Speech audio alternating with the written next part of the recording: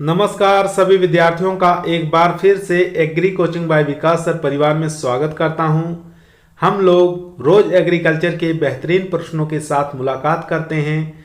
जैसा कि आप लोगों को पता है, कृषि विज्ञान से संबंधित जितने भी एग्जाम होते हैं, चाहे कॉम्पिटिटिव एग्जाम हो, चाहे वो भर्ती परीक्षा हो, चाहे कृषि पर्यवेक्षक, ICR, BHU, AFO, IBPS, agriculture TGT, PGT, NABARD, FCI, जो भी इस तरीके के एग्जाम होते हैं उनकी तैयारी से संबंधित प्रश्नों को रोजाना हम लेकर आते हैं। प्यारे विद्यार्थियों, जितने भी आप लोग हमारे चैनल से जुड़े हैं, सबका हम एग्री कोचिंग बाय विकास सर परिवार में स्वागत करते हैं।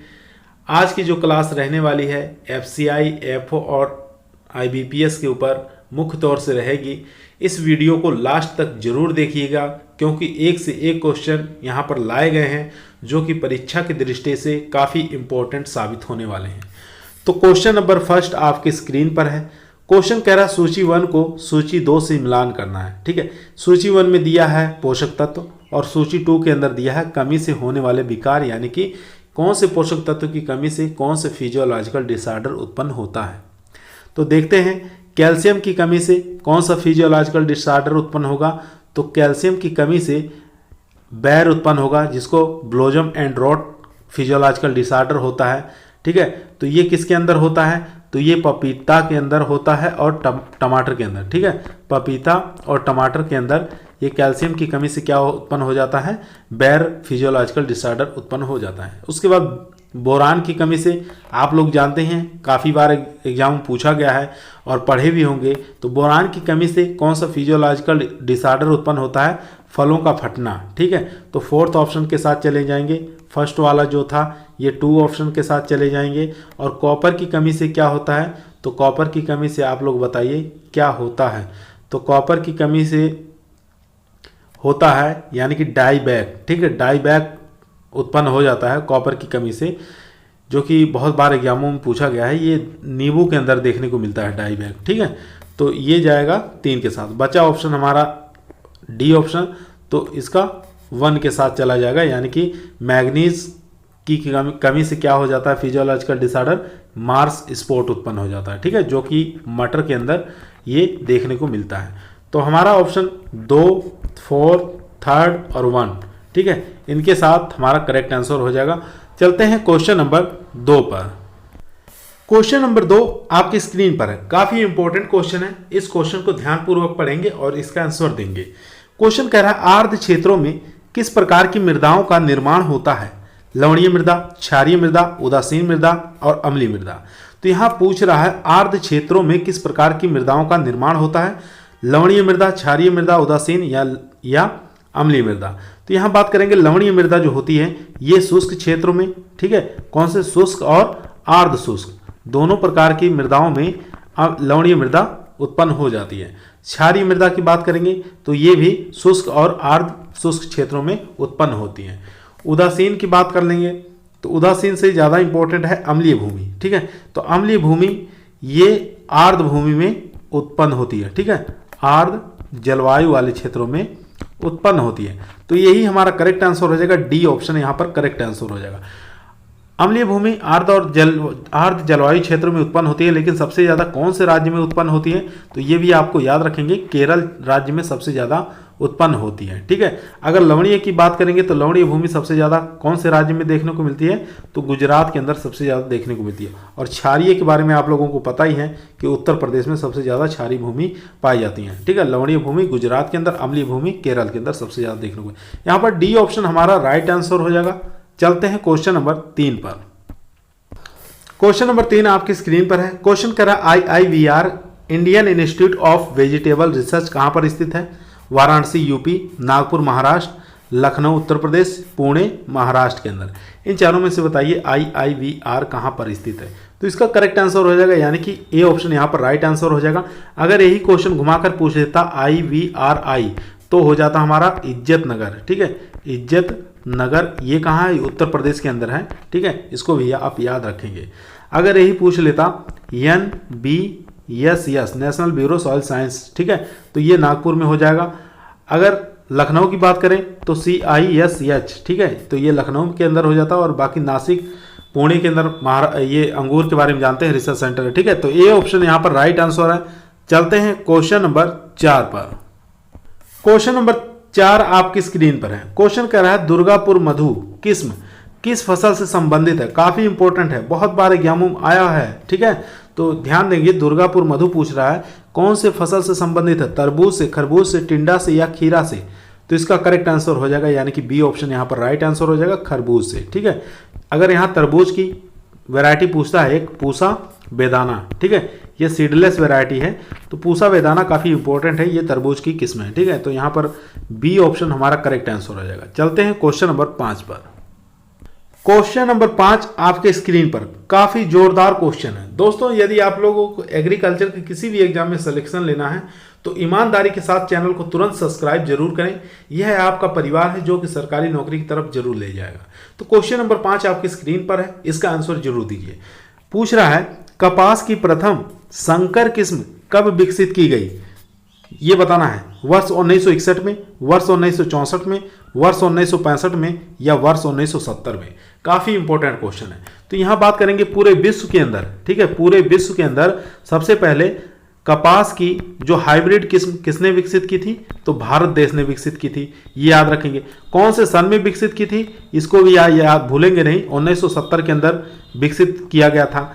और कौन से राज्य में विकसित किया गया था, तो ये भी याद रखेंगे, गुजरात के अंदर विकसित किया गया था। ठीक है, किसके द्वारा विकसित किया गया, ये भी एग्जामों में पूछा गया था। ठीक है, तो सीटी पटेल द्वारा विकसित किया गया था, सीटी पटेल द्वारा इसको विकसित किया गया था। और कौन सी वैरायटी थी, ये भी आपको याद रखना है, तो C4 ये वैरायटी थी। ये एग्जामों में बहुत बार आए हैं क्वेश्चन, तो इसको आप इंपॉर्टेंट मानकर चलिए। ठीक है, विश्व में प्रथम हाइब्रिड भारत के द्वारा विकसित किया गया था। कब विकसित किया गया था, 1970 में। कौन से राज्य में, गुजरात में। किसके द्वारा, सीटी पटेल के द्वारा। कौन सी हाइब्रिड थी, तो C4 हाइब्रिड थी। ठीक है, अगर यही यहां पर, तो हमारा इसमें डी ऑप्शन हमारा करेक्ट आंसर हो जाएगा। ठीक है, डी ऑप्शन यहां पर राइट। अगर यहां पर पूछ ले 1961 में कौन सी किस्म विकसित की गई थी, तो गंगा 1। ठीक है, गंगा 1 विकसित की गई थी। ये मक्के की प्रथम हाइब्रिड किस्म है, संकर किस्म है, जो कि 1961 में निकाली गई थी। ठीक है, चलते हैं क्वेश्चन नंबर 6 पर। क्वेश्चन नंबर 6 आपकी स्क्रीन पर है। क्वेश्चन कह रहा है सोयाबीन में नत्रजन स्थिरीकरण का कार्य राइजोबियम की किस प्रजाति के द्वारा किया जाता है। काफी अच्छा इंपॉर्टेंट क्वेश्चन है। ऑप्शन देखते हैं, राइजोबियम ट्राइफ्लाई, राइजोबियम जैपोनिकम, राइजोबियम मेलिलोटी या राइजोबियम फेसियोली। इन चारों में से बताइए कौन सा करेक्ट आंसर हो जाएगा। तो इसका करेक्ट आंसर हो जाएगा यहाँ पर बी ऑप्शन राइट आंसर। ठीक है, तो ये हो जाएगा सोयाबीन का, सोयाबीन का। तो बी ऑप्शन यहाँ पर करेक्ट आंसर है। यहाँ पर ए ऑप्शन पर भी ध्यान देंगे, राइजोबियम ट्राइफ्लाई जो होता है ये बरसीम के अंदर काम में लेते हैं। ठीक है, किसके अंदर काम में लेते हैं, बरसीम के अंदर, ये याद रखेंगे। तो यहाँ पर बी ऑप्शन राइट। चलते हैं क्वेश्चन नंबर 7 पर। क्वेश्चन नंबर 7 आपकी स्क्रीन पर है। क्वेश्चन कह रहा है आम की बीज रहित किस्म सीडलेस वैरायटी ऑफ मैंगो निम्नलिखित में से कौन सी है। ठीक है, बीज रहित किस्म बताना है मैंगो की, सिंधु, लंगड़ा, दशहरी या रत्ना। इन चारों में से बताइए कौन सा करेक्ट आंसर हो जाएगा। तो यहाँ पर करेक्ट आंसर हो जाएगा यानी ए ऑप्शन यहाँ पर राइट आंसर हो जाएगा, सिंधु। ठीक है, इसका क्रॉस भी कभी कभी पूछ लेता है, तो RAS के नाम से आप याद कर लेंगे। ठीक है, RAS यानी कि रत्ना और अल्फांसो के बीच में क्रॉस करके सिंधु वैरायटी निकाली है। यहाँ पर लंगड़ा है, लंगड़ा को भी आप याद रखेंगे, सबसे ज़्यादा बायोसेक्सुअल, ठीक है, बायोसेक्सुअल फ्लावर्स इसी के अंदर आते हैं। ठीक है, किसके अंदर, लंगड़ा के अंदर। बायोसेक्सुअल फ्लावर्स सबसे ज़्यादा लंगड़ा के अंदर आते हैं, तो ये आप याद रखेंगे। रत्ना के बारे में आपको पता ही होगा, नियमित फलन देने वाली किस्म है। ठीक है,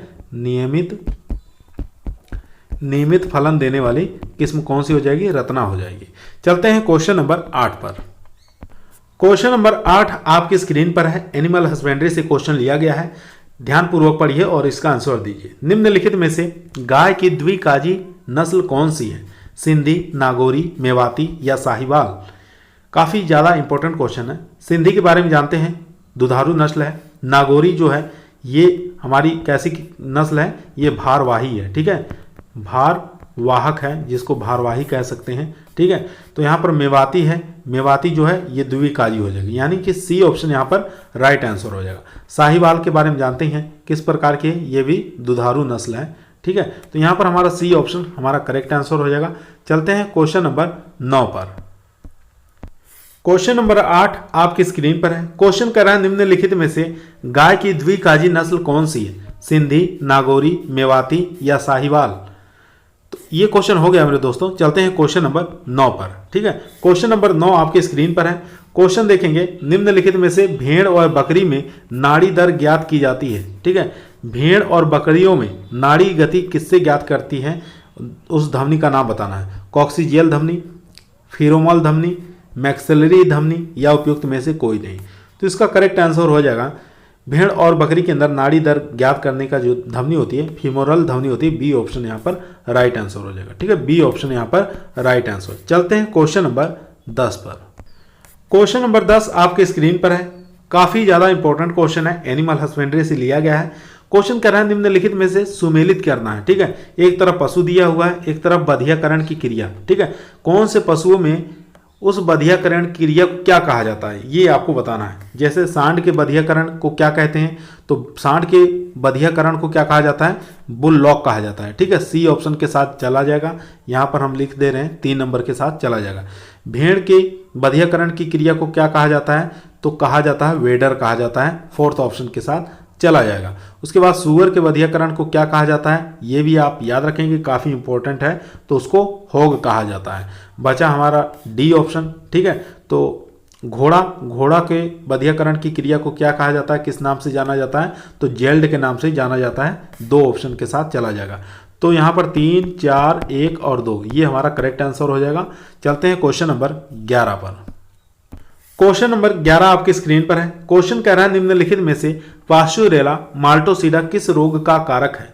गलघोटू का, एंथ्रेक्स का, पशु प्लेग का या ग्लैंडर्स का? इन चारों में से बताइए कौन सा करेक्ट आंसर हो जाएगा। क्वेश्चनों की संख्या ज़्यादा है इसलिए थोड़ा हम जल्दी जल्दी करवाने का कोशिश कर रहे हैं, क्योंकि वीडियो लंबी हो जाती है तो थोड़ा अपलोड करने में दिक्कत आता है। ठीक है, तो यहाँ पर ए ऑप्शन यहाँ पर करेक्ट आंसर हो जाएगा। गलघोटू का ये नाम होता है वैज्ञानिक, पास्चुरेला माल्टोसिडा। ठीक है, ए ऑप्शन राइट। चलते हैं क्वेश्चन नंबर 12 पर। क्वेश्चन नंबर 12 आपकी स्क्रीन पर है। क्वेश्चन करा धान की खेती के लिए निम्नलिखित में से सर्वोत्तम विधि कौन सी है? क्यारी विधि, बाढ़ यानी कि फ्लड विधि, गहरी कुंड विधि या थाला विधि? तो इन चारों में से बताइए कौन सा करेक्ट आंसर हो जाएगा। थाला विधि का प्रयोग हम कहां पर करते हैं? जो फलदार वृक्ष होते हैं, जो फलदार पौधे होते हैं, वहां पर हम क्या करते हैं? थाला विधि का प्रयोग करते हैं सिंचाई के रूप में। ठीक है, गहरी कुंड विधि का प्रयोग हम किसमें किसमें करते हैं? याद रखेंगे, गन्ना याद रखेंगे। ठीक है, गन्ना के अंदर प्रयोग किया जाता है और आलू के अंदर प्रयोग किया जाता है। ठीक है, आलू के अंदर और मक्का के अंदर भी इसका प्रयोग किया जाता है। किसका? गहरी कुंड विधि का। और बाढ़ यानी कि फ्लड विधि का प्रयोग करते हैं धान की खेत के लिए। ठीक है, और यहाँ पर क्यारी विधि का प्रयोग करते हैं गेहूं के लिए। ठीक है, गेहूं के लिए प्रयोग किया जाता है, ये आप याद रखेंगे। तो यहाँ पर बी ऑप्शन हमारा करेक्ट आंसर हो जाएगा। चलते हैं क्वेश्चन नंबर 13 पर। क्वेश्चन नंबर 13 आपकी स्क्रीन पर है। क्वेश्चन कह रहा है राष्ट्रीय बागवानी मिशन, जिसको नेशनल हॉर्टिकल्चर मिशन कहा जाता है, की शुरुआत कब की गई थी? 2002 में, 2004 में, 2005 में, 2006 में? तो इसकी शुरुआत कब की गई थी? 2005 में। 2005 से लेके 6 के बीच में शुरुआत की गई थी। तो यहाँ पर हमारा सी ऑप्शन यहाँ पर राइट आंसर हो जाएगा। ठीक है, सी ऑप्शन राइट। एक क्वेश्चन और यहाँ पे बनता है, NHB नेशनल हॉर्टिकल्चर बोर्ड, इसकी शुरुआत कब की गई थी? तो ये भी याद रखेंगे, इसका भी सन 1984 में। कहाँ से शुरुआत किया गया था? गुरुग्राम के अंदर से शुरुआत किया गया था, जो कि हरियाणा के अंदर है। ठीक है, चलते हैं क्वेश्चन नंबर 14 पर। क्वेश्चन नंबर 14 आपकी स्क्रीन पर है। क्वेश्चन कह रहा है निम्नलिखित में से फसलों में सर्वाधिक हानि पहुंचाने वाला कारक कौन सा है? कीट, रोग, खरपतवार या उपयुक्त में से कोई नहीं? तो सबसे ज्यादा जो फसलों में हानि पहुंचाने वाला कारक है वो है खरपतवार, यानी कि सी ऑप्शन यहाँ पर राइट आंसर हो जाएगा। कितना परसेंटेज नुकसान पहुंचाता है? 30 से लेकर 35% तक नुकसान पहुंचाता है, ये आप याद रखेंगे। ठीक है, तो सी ऑप्शन यहाँ पर राइट। चलते हैं क्वेश्चन नंबर 15 पर। क्वेश्चन नंबर 15 आपके स्क्रीन पर है। क्वेश्चन कह रहा है निम्नलिखित में से अरहर का वानस्पतिक नाम क्या है? बॉटनिकल नेम बताना है अरहर का। विग्ना मुंगो, पेनिसेटम अमेरिकानम या ग्लाइसिन मैक्स या कैजनस केजान? तो यहाँ बात करेंगे विग्ना मुंगो किसका वैज्ञानिक नाम होता है? ये उड़द का वैज्ञानिक नाम होता है। उसके बाद पेनिसेटम अमेरिकानम किसका होता है? ये बाजरे का वैज्ञानिक नाम होता है, ठीक है, बाजरे का वैज्ञानिक नाम होता है। उसके बाद ग्लाइसिन मैक्स जो होता है ये सोयाबीन का वैज्ञानिक नाम होता है। बचा एक ऑप्शन, आप लोग जान जाएंगे कि कैजनस कैजान जो होता है ये किसका वैज्ञानिक नाम होता है? अरहर, जो हम लोग दाल के रूप में प्रयोग करते हैं उसका बॉटनिकल नेम होता है। तो डी ऑप्शन यहाँ पर राइट। चलते हैं क्वेश्चन नंबर 16 पर। क्वेश्चन नंबर 16 आपके स्क्रीन पर है। काफी अच्छा क्वेश्चन है और मोस्ट इंपॉर्टेंट क्वेश्चन है, जो कि एफसीआई के अंदर, नबार्ड के अंदर, आईबीपीएस के अंदर, डबलईओ के अंदर सब एग्जामों में ये क्वेश्चन पूछा गया है। तो इसका आंसर दीजिए। निम्नलिखित में से C4 पौधे का अपवाद है। अपवाद इसमें से बताना कौन सा C4 का है। मक्का, मक्का क्या है? C4 प्लांट है, तो यहाँ पर करेक्ट आंसर हो जाएगा।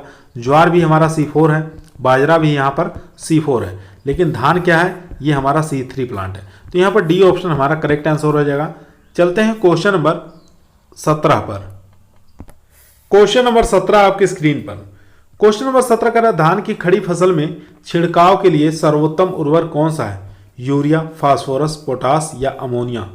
तो इन चारों में से बताइए कौन सा करेक्ट आंसर हो जाएगा। तो यहाँ पर करेक्ट आंसर हो जाएगा ए ऑप्शन, यहाँ पर राइट आंसर हो जाएगा, ठीक है, यानी कि यूरिया। और सबसे ज़्यादा जो पसंद करता है धान का खेत जो है वो अमोनियम सल्फेट ज़्यादा पसंद करता है, ठीक है। तो ए ऑप्शन यहाँ पर राइट है। चलते हैं क्वेश्चन नंबर 18 पर। क्वेश्चन नंबर 18 आपके स्क्रीन पर। क्वेश्चन नंबर 18 कह रहा है सूची 1 को सूची 2 से मिलान करना है, ठीक है। एक तरफ सूची 1 के अंदर परजीविता दिया हुआ है, सूची 2 के अंदर परपोषी खरपतवार दिया हुआ है। तो इसमें से बताना है कौन सा परजीवी परपोषी खरपतवार से बिलोंग करता है, ठीक है। बात करते हैं पूर्ण जड़ परजीवी कौन सा है इसमें से। तो ये 3 के साथ चला जाएगा, यानी कि ओरोबैंकी जो होता है ये क्या होता है? पूर्ण जड़ परजीवी होता है, ठीक है। तो ओरोबैंकी जो कि सोलेनेसी जितनी भी फैमिली होती है जैसे सरसों, तंबाकू, रवि, उसके अंदर ये देखने को मिलता है ओरोबैंकी। तो ये 3 के साथ चला जाएगा। पूर्ण तना परजीवी कौन सा होता है? तो ये एक फर्स्ट ऑप्शन के साथ चला जाएगा, यानी कि अमरबेल। अमरबेल किस में पाया जाता है? तो ये भी याद रखेंगे, रिजका के अंदर अमरबेल पाया जाता है, ठीक है। उसके बाद आर्द्र जड़ परजीवी, ये बताना है सी ऑप्शन किसके साथ जाएगा। तो सी ऑप्शन 4 ऑप्शन के साथ चला जाएगा, यानी कि स्ट्राइगा, ठीक है। स्ट्राइगा किस में पाया जाता है ये आप बताएंगे। तो ये बाजरा के अंदर पाया जाता है स्ट्राइगा। और यहाँ पर आर्द्र तना परजीवी ये चला जाएगा 2 के साथ, ठीक है, यानी कि लोरेंथस। आर्द्र तना परजीवी होता है लोरेंथस, तो ये आप याद रखेंगे। फलदार जो वृक्ष होते हैं उसके अंदर लोरेंथस देखने को मिलता है, जैसे मैंगो के अंदर, ठीक है। तो यहाँ पर ये इस प्रकार से आप मिलान कर लेंगे। इस प्रकार के जो क्वेश्चन होते हैं बहुत बार एग्जाम पूछे जाते हैं मिलाप वाले, तो एक क्वेश्चन से हमारे कई क्वेश्चन तैयार हो जाते हैं। चलते हैं क्वेश्चन नंबर 19 पर। दोस्तों, यदि आप लोग अभी तक चैनल को सब्सक्राइब नहीं किए हैं तो ईमानदारी के साथ जरूर चैनल को सब्सक्राइब करें। ये आप लोगों का परिवार है जो कि सरकारी नौकरी की तरफ जरूर ले जाएगा। तो क्वेश्चन नंबर 19 आपके स्क्रीन पर है। काफ़ी अच्छा क्वेश्चन है, एनिमल हस्बेंड्री से लिया गया है। तो इस क्वेश्चन को ध्यानपूर्वक पढ़िए और इसका आंसर दीजिए। क्वेश्चन कह रहा है निम्नलिखित में से ऊंट में अमाशय का कौन सा भाग अनुपस्थित होता है। काफ़ी ज़्यादा इंपॉर्टेंट क्वेश्चन है, बहुत बार एग्जामों में आया हुआ है। रोमन, रेटिकुलम, ओमेजम या एबोमेजम। तो इसका करेक्ट आंसर हो जाएगा सी ऑप्शन यहाँ पर राइट, ओमेजम। इसमें ऊंट के अंदर अनुपस्थित होने वाला अमाशय होता है, ठीक है, सी ऑप्शन राइट। चलते हैं क्वेश्चन नंबर 20 पर। क्वेश्चन नंबर 20 आपकी स्क्रीन पर। क्वेश्चन कह रहा है सर्वाधिक फलों का उत्पादन कौन सा राज्य में होता है, ठीक है। वर्तमान में बताना है कौन सा राज्य फलों के उत्पादन में प्रथम स्थान पर है, ठीक है। और उत्तर प्रदेश, महाराष्ट्र, आंध्र प्रदेश, बिहार। सबसे पहले महाराष्ट्र था, लेकिन वर्तमान में आप देखेंगे तो आंध्र प्रदेश जो है महाराष्ट्र को छोड़कर फर्स्ट रैंक पर बिलोंग कर रहा है, ठीक है, फलों के उत्पादन में। उत्तर प्रदेश आम के अंदर प्रथम स्थान पर बना हुआ है। महाराष्ट्र जो है अंगूर उत्पादन में प्रथम स्थान पर बना हुआ है, ये ध्यान देंगे। तो यहाँ पर सी ऑप्शन राइट। चलते हैं क्वेश्चन नंबर 21 पर। क्वेश्चन नंबर 21 आपकी स्क्रीन पर है। क्वेश्चन कह रहा है निम्नलिखित में से स्वीट कॉर्न कहा जाता है। इसमें से बताना स्वीट कॉर्न किसे कहा जाता है। जियामेज इंडोरेटा को, जियामेज इंडेंटेटा को, या जियामेज सेकेरेटा को, या जियामेज ट्यूनिकाटा को। तो यहाँ पर बात करेंगे जियामेज इंडोरेटा जो है इसको फ्लिंट कॉर्न कहा जाता है, ठीक है। क्या कहते हैं? फ्लिंट कॉर्न कहा जाता है, ये आप याद रखेंगे। और यहाँ पर जियामेज इंडेंटेटा जो है इसको डेंट कॉर्न के नाम से भी जाना जाता है, ठीक है। क्या कहते हैं? डेंट कॉर्न के नाम से जाना जाता है। जिया में सेकेरेटा जो होता है इसको कहा जाता है स्वीट कॉर्न के नाम से जाना जाता है। तो यहाँ पर सी ऑप्शन हमारा करेक्ट आंसर हो जाएगा, जो कि भारत के अंदर इसका अधिकतर प्रयोग हो रहा है, खाया जाता है, ठीक है। और जिया में ट्यूनिकाटा जो होता है इसको पॉड कॉर्न के नाम से भी जाना जाता है, ठीक है। पॉड कॉर्न कहते हैं इसको, पुरानी मक्का के नाम से भी जाना जाता है, ठीक है। पुरानी मक्का के नाम से भी इसको जाना जाता है। आधुनिक मक्का को जिया मेज सेकेरेटा कहा जाता है। तो यहाँ पर C option right. Question number 22 आपके स्क्रीन पर है। क्वेश्चन कह रहा है शुष्क मृदा में प्रति ग्राम मृदा में सबसे अधिक सूक्ष्म जीव पाए जाते हैं। एक्टिनोमाइसीटीज, जीवाणु, कवक, शैवाल। तो यहाँ बात करेंगे एक्टिनोमाइसीड जो होते हैं, यानी कि बरसात में जो सुगंध पैदा करने वाले होते हैं, कौन से बैक्टीरिया होते हैं, वह एक्टिनोमाइसीटीज ही होते हैं, ठीक है। तो ये शुष्क मृदा के अंदर सबसे ज़्यादा देखने को मिलते हैं, शुष्क मृदा के अंदर सबसे ज़्यादा देखने को मिलते हैं। तो ये ऑप्शन यहाँ पर राइट आंसर हो जाएगा। उसके बाद जीवाणु की बात करेंगे तो जीवाणु की सर्वाधिक संख्या जो होती है, अगर सर्वाधिक संख्या पूछे तो सर्वाधिक संख्या किसकी होती है, तो जीवाणु की ही होती है मृदा के अंदर, ठीक है। सर्वाधिक संख्या अगर पूछे तो। कवक की बात कर लेते हैं तो कवक जो होते हैं अम्लीय मृदा के अंदर अधिक देखने को मिलते हैं, ठीक है। कौन सी मृदा में, अम्लीय मृदा के अंदर अधिकतर देखने को मिलते हैं। तो यहाँ पर कौन सा करेक्ट आंसर हो गया, तो ए ऑप्शन यहाँ पर राइट आंसर हो गया। चलते हैं क्वेश्चन नंबर 23 पर। क्वेश्चन नंबर 23 आपकी स्क्रीन पर।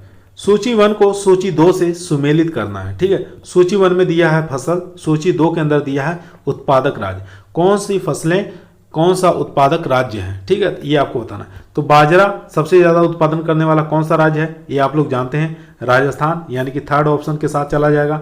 मूंगफली के अंदर जानते ही हैं कौन सा राज्य फर्स्ट रैंक पर है, तो गुजरात, ये फोर्थ ऑप्शन के साथ चला गया।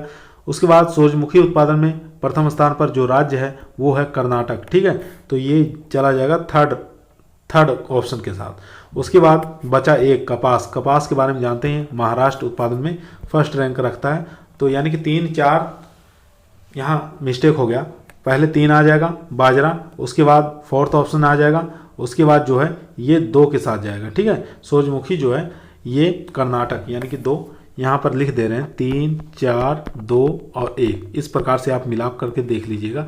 मिलाप वाले क्वेश्चन अधिकतर आते हैं, तो इसको ध्यानपूर्वक करेंगे आप। चलते हैं क्वेश्चन नंबर 24 पर। क्वेश्चन नंबर 24 आपके स्क्रीन पर है। क्वेश्चन कह रहा है दलहन में सबसे कम कटाई सूचकांक होता है, ठीक है। कटाई सूचकांक बताना है। दलहन की फसल में सबसे कम किसका होता है, चने का, मूंग का, मटर का या अरहर का। तो इसका करेक्ट आंसर हो जाएगा, यानी कि डी ऑप्शन यहाँ पर राइट आंसर हो जाएगा। यहाँ पे बात करेंगे मूंग का वैज्ञानिक नाम आप बताइए क्या होता है। तो मूंग का वैज्ञानिक नाम होता है विग्ना रेडिएटा। मटर का आप लोग जानते ही हैं पाइसम सेटाइमम, ये मटर का वैज्ञानिक नाम होता है। तो यहाँ पर डी ऑप्शन हमारा करेक्ट है। चलते हैं क्वेश्चन नंबर 25 पर। क्वेश्चन नंबर 25 आपके स्क्रीन पर है। क्वेश्चन कह रहा है निम्नलिखित में से गेंदा किस फैमिली से बिलोंग करता है, ये आपको बताना है। गेंदा जो एक प्रकार का फ्लावर्स होता है, ये बताना है ये फ्लावर जो है इसकी फैमिली कौन सी है, रोजेसी, म्यूजेसी, मालवेसी या कंपोजिटी। तो रोजेसी फैमिली के अंदर कौन सा फ्लावर आता है ये जानते ही हैं। गुलाब की फैमिली कौन सी हो जाएगी, रोजेसी। म्यूजेसी के अंदर याद रखेंगे केला, ठीक है। और इसके अंदर मालवेसी के अंदर कपास को याद रखेंगे, जो कि एग्जाम में बहुत बार पूछा जाता है, और भिंडी को याद कर लेंगे, ठीक है। और इसके साथ कंपोजिटी जो फैमिली है ये हो जाएगी गेंदा फ्लावर्स की फैमिली, ठीक है। डी ऑप्शन यहाँ पर करेक्ट है। चलते हैं क्वेश्चन नंबर 26 पर। क्वेश्चन नंबर 26 आपके स्क्रीन पर है। क्वेश्चन कर रहा है बूंद बूंद सिंचाई विधि से जल उपयोग दक्षता होती है 65%, 75%, 85% या 95%। तो यहाँ पर पूछा है बूंद बूंद सिंचाई विधि से जल उपयोग दक्षता जो होती है कितनी होती है। तो इसका करेक्ट आंसर हो जाएगा डी ऑप्शन, यानी कि 95%, ठीक है। तो ये सर्वाधिक होती है इसी के अंदर, ठीक है। तो याद रखेंगे सर्वाधिक 95% बूंद बूंद सिंचाई के अंदर। तो 50 से लेकर इसके अंदर 70% तक पानी की बचत भी होती है इसी के अंदर। चलते हैं क्वेश्चन नंबर 27 पर। क्वेश्चन नंबर 27 आपके स्क्रीन पर है। क्वेश्चन कह रहा है न्यूनतम तापमापी मिनिमम थर्मोमीटर पर कितने डिग्री सेंटीग्रेड पैमाने पर मापन अंकित होता है। -35 डिग्री सेंटीग्रेड से लेकर +55 डिग्री सेंटीग्रेड, -40 डिग्री सेंटीग्रेड से लेकर +50 डिग्री सेंटीग्रेड, या 35 डिग्री सेंटीग्रेड से लेकर +55 डिग्री सेंटीग्रेड, या 40 डिग्री सेंटीग्रेड से लेकर +50 डिग्री सेंटीग्रेड तापमान। ये काफ़ी ज़्यादा इंपॉर्टेंट क्वेश्चन है, ध्यानपूर्वक पढ़िए और इसका आंसर दीजिए।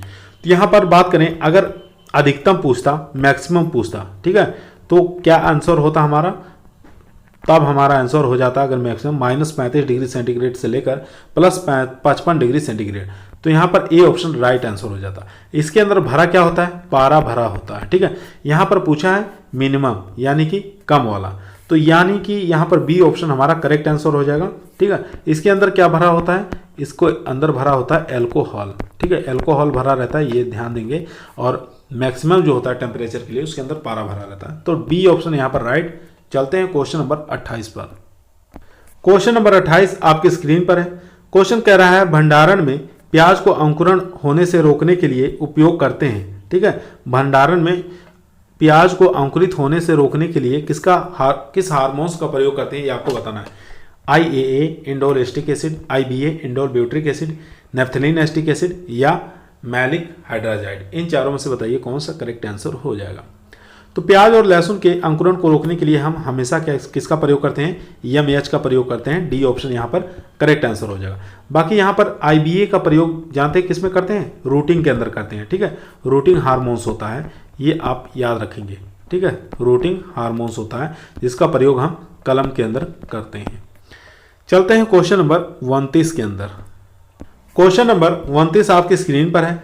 काफ़ी अच्छा क्वेश्चन है दोस्तों। अभी तक अगर चैनल को सब्सक्राइब नहीं किए हैं तो आप लोग जरूर सब्सक्राइब करिए, क्योंकि यहाँ पर पर डे क्लास चलती है, ठीक है।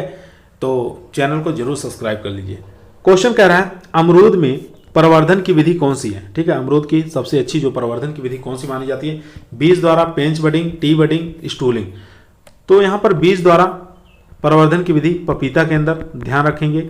पेंच बडिंग का प्रयोग हम बेल के अंदर करते हैं, बेल पत्र, ठीक है। उसके बाद टी बडिंग का प्रयोग हम गुलाब के अंदर करते हैं, ठीक है, गुलाब के अंदर करते हैं। वो भी किस गुलाब के अंदर, हाइब्रिड गुलाब के अंदर, हाइब्रिड टी जो होता है, ठीक है। स्टूलिंग का प्रयोग किस में करते हैं, तो ये अमरूद के अंदर करते हैं, तो डी ऑप्शन यहाँ पर राइट है। चलते हैं क्वेश्चन नंबर 30 पर। क्वेश्चन नंबर 30 आपके स्क्रीन पर है। क्वेश्चन कह रहा है टमाटर में ब्लोजम एंड रॉट किस पोषक तत्व की कमी से होता है, बोरान की कमी से, कैल्शियम की कमी से, नाइट्रोजन की कमी से या मोलिब्डेनम की कमी से। तो यहाँ बात करेंगे ब्लोजम एंड रॉट, इसको किस नाम से जानते हैं, BER के नाम से भी जाना जाता है, ठीक है। तो बोरान की कमी से क्या होता है, फलों का फटना, ये याद रखेंगे, फलों का फटना किसकी कमी से, ये होता है बोरान की कमी से, ठीक है। तो यहाँ पर CA की कमी से क्या होता है, ब्लोजम एंड रॉट, ये ऑप्शन हमारा करेक्ट आंसर हो जाएगा। ब्लोजम एंड रॉट किसकी कमी से होता है, कैल्शियम की कमी के कारण। नाइट्रोजन की कमी से क्या होता है, पत्तियों का पीलापन, ठीक है, पत्तियों का पीलापन होता है, तो ये याद रखेंगे। चलते हैं क्वेश्चन नंबर 31 पर। क्वेश्चन नंबर 31 आपकी स्क्रीन पर है। क्वेश्चन कह रहा है मुर्गियों में खूनी पेचिश होती है, वायरस द्वारा, बैक्टीरियल द्वारा, प्रोटोजोआ द्वारा या उपयुक्त में से कोई नहीं। तो मुर्गियों में जो खूनी पेचिश होती है वो किसके द्वारा होता है, यह प्रोटोजोआ द्वारा होता है, यानी कि सी ऑप्शन यहाँ पर करेक्ट है। चलते हैं क्वेश्चन नंबर 32 पर। क्वेश्चन नंबर 32 आपकी स्क्रीन पर। निम्नलिखित में से मृदु रेचक है, मृदु रेचक क्या होता है, यानी कि हल्का दस्तावर, ठीक है, हल्का दस्तावर होता है, ये याद रखेंगे, इसको मृदु रेचक कहा जाता है। तो पोटेशियम परमैंगनेट, अल्कोहल, नीला तोता या अरंडी का तेल, इसमें से बताइए कौन सा मृदु रेचक होता है। तो इसमें डी ऑप्शन हमारा करेक्ट आंसर हो जाएगा। अरंडी का जो तेल होता है ये हल्का दस्तावर होता है, यानी कि मृदु रेचक होता है, तो यहाँ पर डी ऑप्शन राइट। चलते हैं क्वेश्चन नंबर 33 पर। क्वेश्चन नंबर 33 आपकी स्क्रीन पर है। बाजरे की प्रथम हाइब्रिड किस्म कौन सी है, CSH1, HB1, H4 या CORH1। तो यहाँ बात करेंगे CSH जो है ये हो जाएगी ज्वार की हाइब्रिड किस्म, ठीक है। HB1 है ये बाजरे की हाइब्रिड किस्म है, ठीक है। और यहाँ पर H4 ये किसकी हाइब्रिड किस्म है, तो ये कपास की हाइब्रिड किस्म है। CORH1 ये धान की हाइब्रिड किस्म है। तो यहाँ पर देख सकते हैं बी ऑप्शन हमारा करेक्ट आंसर हो जाएगा, ठीक है, बी ऑप्शन यहाँ पर राइट आंसर। बाजरे की प्रथम हाइब्रिड किस्म कौन सी हो जाएगी, HB1। चलते हैं क्वेश्चन नंबर 34 पर। क्वेश्चन नंबर 34 आपकी स्क्रीन पर। क्वेश्चन नंबर कह रहा है कि मूंगफली में जहरीला रसायन पाया जाता है। आपको बताना मूंगफली के अंदर कौन सा जहरीला रसायन पाया जाता है, गॉसिपोल, इरूसिकम, एफ्लाटॉक्सिन या रेंजीन। गॉसिपोल किसके अंदर पाया जाता है, ये आप लोगों को पता होना चाहिए, कपास के अंदर पाया जाता है। इरूसिकम किसके अंदर पाया जाता है, तो सरसों के अंदर पाया जाता है, ठीक है। और यहाँ पे बात करेंगे अफ्लाटॉक्सिन, ये किसके अंदर पाया जाता है, ये मूंगफली के अंदर पाया जाता है। जहरीला तत्व होता है जो कि किसके कारण हो जाता है, ये नमी के कारण इस पे फंगस लग जाते हैं, ठीक है। यहाँ पर सी ऑप्शन हमारा करेक्ट है। चलते हैं क्वेश्चन नंबर 35 पर, जो कि आज का हमारा लास्ट क्वेश्चन रहेगा। क्वेश्चन नंबर 35 जो कि आज का लास्ट क्वेश्चन रहेगा। क्वेश्चन कह रहा है जिप्सम में कैल्शियम कितने प्रतिशत पाया जाता है, ठीक है। जिप्सम के अंदर कितने परसेंट कैल्शियम पाया जाता है, 29.2%, 19.5%, 39.5%, 26.5%। तो इसका करेक्ट आंसर हो जाएगा यहाँ पर, यानी कि ए ऑप्शन राइट आंसर हो जाएगा 29.2%, ठीक है। ए ऑप्शन यहाँ पर राइट आंसर। कैल्शियम का सूत्र कभी कभी पूछ लेता है, तो कैल्शियम का सूत्र होता है CaSO4 2H2O, ठीक है। ये कैल्शियम का सूत्र होता है। इसके अंदर सल्फर की मात्रा अगर पूछे तो 18.5% इसके अंदर सल्फर की मात्रा पाया जाता है, ठीक है। और कैल्शियम की मात्रा पूछे तो कितना पाया जाता है, 23.2% इसके अंदर कैल्शियम की मात्रा पाया जाता है। आज की वीडियो यहीं समाप्त हुई। आप लोगों को क्लास कैसी लगी कमेंट के अंदर बताइएगा। लाइक नहीं किए तो लाइक करिएगा। अगर एग्री कोचिंग बाय विकास सर चैनल आपको पसंद है तो इस वीडियो को अधिक से अधिक दोस्तों में, मित्रों में, अपने जितने भी ग्रुप्स बने हुए हैं व्हाट्सएप, सबके पास शेयर करिए ताकि अधिक से अधिक बच्चे इस चैनल पर जुड़ सकें। कल फिर मुलाकात करते हैं एक नए वीडियो के साथ। तब तक सभी लोगों को धन्यवाद।